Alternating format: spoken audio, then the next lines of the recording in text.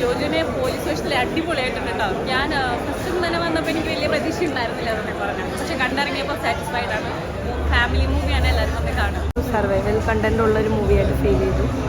സ്ത്രീകൾക്കെതിരെയുള്ള അതിക്രമങ്ങൾക്കെതിരെയൊക്കെയുള്ള ഒരു ശബ്ദമായിട്ട് അനുമോളിച്ചത് ക്യാരക്ടർ നന്നായിട്ട് നിൽക്കുന്നത്.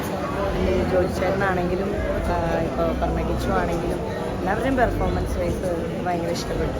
ഒരു സസ്പെൻസ് ഉള്ള ഒരു ഫാമിലി ഇമോഷണൽ ഡ്രാമയാണ്. അനിമോൾ ചേച്ചിയൊക്കെ ഗംഭീരമായിട്ട് തകർത്താക്കിയിട്ടുണ്ട്.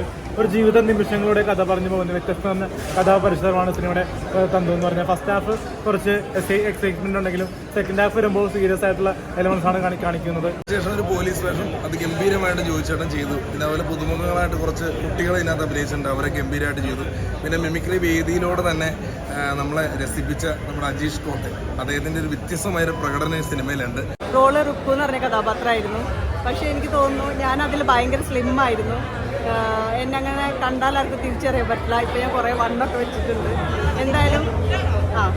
എന്തായാലും ഒരുപാട് സന്തോഷം. എല്ലാവരും മൂവിയൊക്കെ കാണുക, സപ്പോർട്ട് ചെയ്യുക.